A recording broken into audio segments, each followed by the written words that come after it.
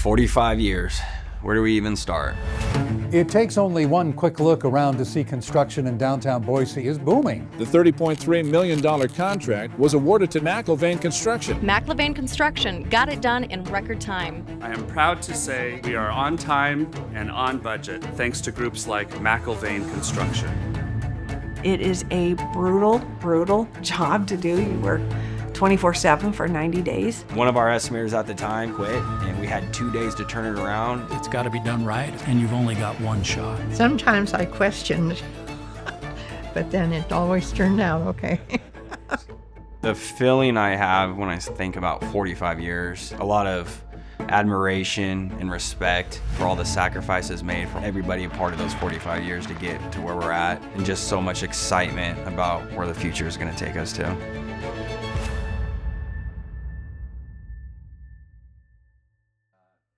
This one's my favorite over here. I drew that. That's the McAlvains. So Doug, Tippy, Serena, Torry, Tuesday, Tony, Tanya.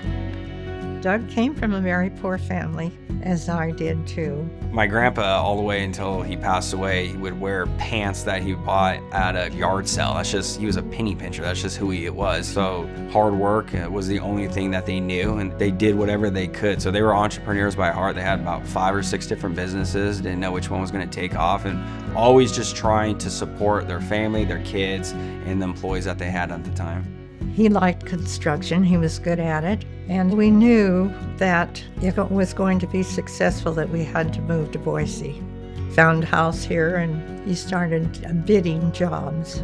And he would be successful on a bid, and he had to scrounge up a carpenter and a laborer and whatever. And so in 1980, Doug and Serena started McAlvain Construction, small-scale commercial, did some residential. That period was built on a lot of risk-taking and a lot of sacrifices. The name wasn't a known name. They didn't have the relationships, the trust. And a lot of people had to wear a lot of different hats. It was a small team, and they had to just do a lot of different things to make it work. And truly just trying to figure out how they can be competitive and provide the lowest cost. If you have lived in our town for any time at all, then you know that the last couple of years have seen record construction, a lot of things happening. well, I hate to say it, but sometimes I was known as a hard ass. Yeah, my grandpa was more like a teddy bear. She was very stoic, no doubt about it. Serena ran a tight ship. She was going to make sure that that company was going to make money. And Doug was someone who would always take the time and teach me to make sure I understood how to fix any problems I had. One of the things that I still hear to this day is he would honor any contract, any word by just the shake of his hand. And to me, that's pretty powerful. Yeah, he stood by what he said. He was a man of his word. Well, I checked out Albertsons, and you won't believe the low prices. I'll tell you, it's just what I would do if I ran a supermarket. They started getting work through the Albertsons, and they really built a reputation with them to where Albertsons had them do a lot of their work around this community. And then Micron was another second large one, and virtually building most of what you see today. Those projects really helped establish us as a trusted name and open the door to bigger commercial contracts. In June of 1994, construction began to reconstruct and realign the interchange of I-84 and Cole and Overland roads. It's the single largest contract awarded by the Idaho Transportation Department. By the time my grandfather retired, he did exactly what he needed to fulfill, which was, one, build a foundation of a solid company. So my dad took that foundation and said, all right, how do we now take this to the next level and scale it? My name is Torry McAlvain. I'm the president and CEO. We have 7 different companies as far as construction, design, build, excavation, leasing. We're very diversified in what we do. Well, he was a rascal. I can say that. I was a strong disciplinarian, but he got my goat many times. I met that little troublemaker, from day one. When they moved from council, they moved into a house that was directly behind mine. But he changed after he took on responsibility. He was a heck of a young man, really was.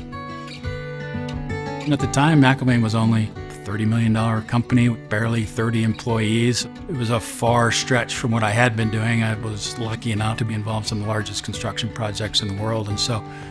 But Boise was my home, right? And Torry was my friend. And it's funny because I think when Torry introduced the idea of me becoming a partner to Doug and Serena, Doug embraced it completely, right? Serena was the one that took me a little off guard. I remember her just giving me the eye, like, who's this guy, right? Well, because it was family related, but now I guess it was just something that my husband, Doug, was very proud of too, you know. And I joked all the time about being the redheaded stepchild of the McAlvain family, right? But him and I have talents that are kind of differing, right, in different directions, and the blend of that talents, I think, is what's made us so successful over the years. My name's Chuck Graves. I'm vice president. I think why McAlvain is where they are today is everybody's willing to do whatever it takes to be successful. We're building the Edwards Theater in Boise. We were given just a little over 5 months because we had to make the Titanic opening. Boise was a different place back then. It was predominantly, most of the work came through a public bidding format, low price, got to figure out ways to be lean and mean. And then my dad and Chuck were like, hey, we need to get more negotiated. At this point, we negotiate close to probably 90% of our work, right? That's how we do business. That shift just spurred our growth. What's been interesting to watch is how much McAlvain has grown. It's pretty remarkable. The Boise State Indoor Practice Field was a design-build project that we built, and we were selected to build the Roaring Springs project. It took just 5 months to build. It should have taken 9. The entire project has come in on schedule and on budget, and I think that's a real tribute to them and all the folks that were involved in it. We grew a lot. That 1 year, we were well over 300 employees. The revenue numbers, we were well north of $100 million several years. You know, you build your plan, you work to your plan and stick to your plan. Go back to your basics, always remember where you started and never forget that, and I think it'll be very successful. His name was the Hurricane for a lot of different reasons, but he is single-handedly the best, smartest businessman I've ever met in my life.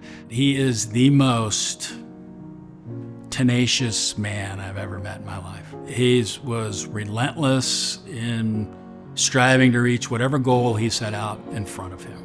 And he helped me get tougher. And I don't mean that like in a hard-ass way. I mean, he just helped me believe in myself. He spent countless hours with me, mentoring me, helping me grow. You wanted to do right by Torry McAlvain Sr., but in return, he had endless loyalty to his people. That's true meaning, stand behind your word. If you look at the longevity of the people that work here, people have been here forever. People take a lot of pride in what they do. And the joke always with me was, I'm going to end up being here working for third generation, Torry Jr. Anybody that knows Torry Jr. knows that for the first 25 years of his life, that young man was a lot. But we did know that Junior had this skill set, right, that was very unique. He's got this mix of DNA, right, that's between his grandma, his grandfather, and his father that kind of combines a lot of very special elements in a person, but he needed to have focus, right? What I did, I was lucky enough, my dad worked with me over 10 years where I would just work in different departments. And my goal for myself was always to leave it better than when I found it, or to find something on how we can improve and change and update and progress.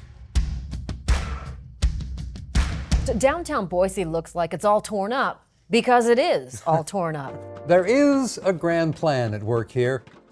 Torry Sr. and I knew that for us to dissolve ourselves, or at least start to limit our participation in this wonderful company and give Torry Jr. and Tyler more resources for their own goals, we thought it would be a good idea to find a company that could come in and give us their commitment to uphold our values, our culture, and allow our leadership to run the company in a way that they felt was best for our people.